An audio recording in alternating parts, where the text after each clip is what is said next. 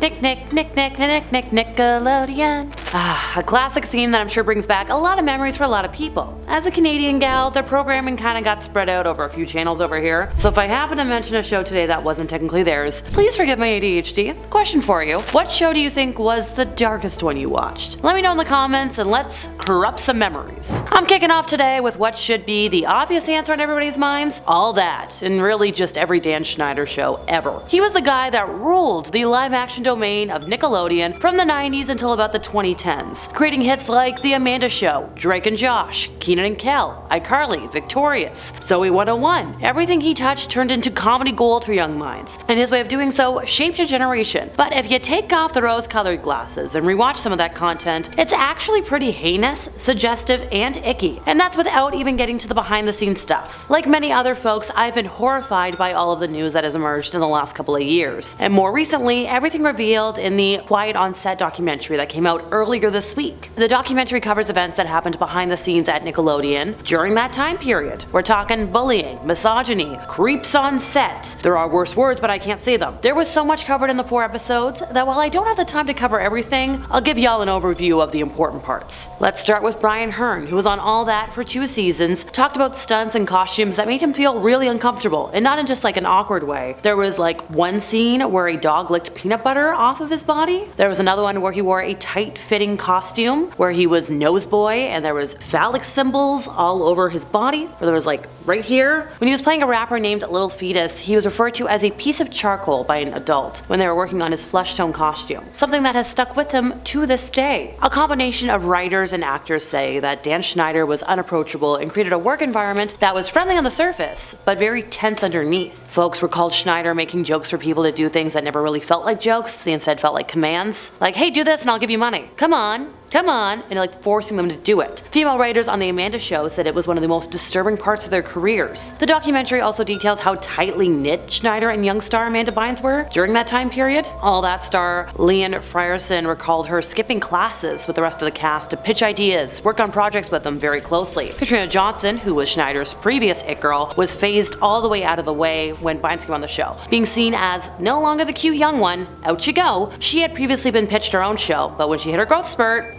no more. Game over. If you think, hey, maybe that was just the 90s, maybe Dan changed. Alright, let's chat more about the more modern day iCarly Victorious age. Some of the more icky clips that have been raising red flags included Ariana Grande leaning off the side of the bed, pouring water on her chest and her face in a manner that is arguably, suggestive. Jamie Lynn Spears, who was at the time a young teen, receiving a squirt of a viscous substance of sort on her face. Also back to Ariana Grande, squeezing a potato in a manner that was quite suggestive and not in a good way. There are countless more clips like that all across of Dan's shows, and plenty of behind the scenes footage where he's seen giving forced hugs, getting neck rubs from young cast members, or even just watching how those young cast members act around him that make me want to burn my collection of Amanda Show episodes. Those poor humans. Mr. Meaty was a teen sitcom created by Jamie Shannon and Jason Hopley and focused on 2 lazy boys, Josh Redgrove and Parker Dinkelman, who worked at a fast food restaurant called Mr. Meaty inside a shopping mall as they encountered some really weird and supernatural situations. The series was set in the fictional town of Sconchbro, based on Scarborough, Ontario, and originated as a series of 17 shorts that appeared as interstitials on Nickelodeon, and over here, CBC. Similar to a lot of other shows from the early 2000s, it had a lot of puppets, with one of the main characters, Josh, being described visually as resembling the ghost of a prolapsed anus.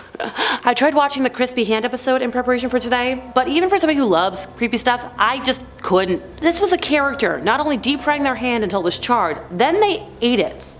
Sorry, I'm feeling a little ill. There was an episode that featured, how do I word this politely, people munching. There was another episode where a girl's nose falls off, only to be replaced by meat. Apparently that's not even the worst of it. Y'all know where I'm going with this. The tapeworm episode. I managed to make the most of it, get a rough idea by reading up on it, because my stomach wasn't strong enough to actually watch it. So the episode began with one of the characters eating a handful of raw meat, and you know, not a good idea. I do love a rare steak from time to time, but not uncooked. Eventually we get a visual of the tapeworm coming out of the puppet's mouth, with, and when I saw a screenshot I almost hurled. Someone, somewhere thought this was appropriate for young TV, and I'm forever shaking my head. Wanna guess how they attempt to get rid of it? You're never gonna guess. A puppet sticks a puppet fishing pole down another puppet's puppet throat to fish it out. Which, if anybody out there ever gets an actual tapeworm, that's not how it works. Eventually they get the damn thing out and it looks like a terrifying spinal cord. It ends with a crocodile hunter character who comes in and eats the worm. Yeah, he eats the thing that's been in another character's body. Yeah, we're moving on. I don't need to upchuck on camera. I'll be the first to admit I didn't really watch Rocco when I was in my prime TV consuming years, and after what I learned today, I feel like I dodged an anvil. It apparently set the standard for what audiences could expect from Nickelodeon cartoons in the 90s and 2000s. This show managed to sneak in an awful lot of innuendos, and put its characters in some pretty rough situations. We're talking illicit substances, death, and seriously inappropriate overtures from Mrs. Bighead to Rocco. For starters, apparently in the first episode, a character's arm falls off and you see human redness just flooding out. If that isn't horrifying enough for you, which I'm concerned, how about the time Spunky ejected his heart and had a night on the town with a mop? Okay, that's not enough.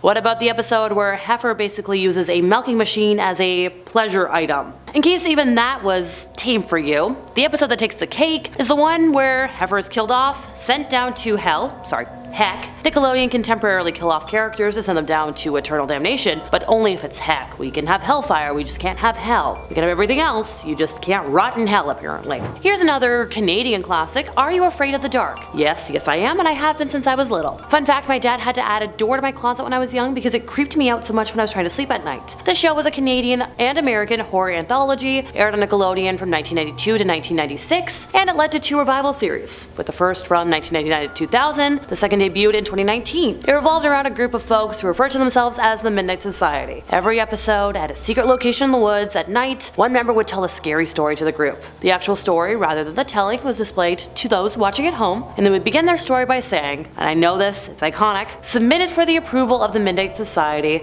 I call this story, whatever it was named, and toss a handful of midnight dust from a leather pouch into a campfire to heighten the flames and produce an eerie white smoke. The submitted for approval line was a nod to the Twilight Zone, where you get Rod Sterling introducing the episode and say, submitted for your approval. I like that. It's nice. The themes of the stories usually revolved around a variety of paranormal phenomena. We're talking the demons, ghosts, magic, haunted houses, magical curses, aliens, witches, vampires, werewolves. Normal stuff, coming into contact with average folks. Usually the episodes were either filmed in the woods, abandoned houses, libraries, schools. Sources of these tales vary in different ways. Many were adaptations of public domain fairy tales, short stories, urban legends. For example, the episode The Tale of the Twisted Claw is an adaptation of the very popular Monkey's Paw. At the end of the episodes, one character would throw a red bucket of water onto the fire, stating, I declare this meeting of the Midnight Society closed, and everybody would leave, thus ending the episode. Even as an adult, this isn't exactly a show I want to be watching before I try to sleep at night. Blame my overactive imagination, but it's genuinely scary. A lot of these episodes focus on some pretty dark material. We're talking folks who froze to death in the woods, or terrifying monsters like demonic clowns and rotting corpses. Okay, maybe not the clowns, I like my clowns. I'm ending today by cheating, but I promise it's for a really good reason. Who else watched Totally Spies, loved it, then watched it as an adult and realized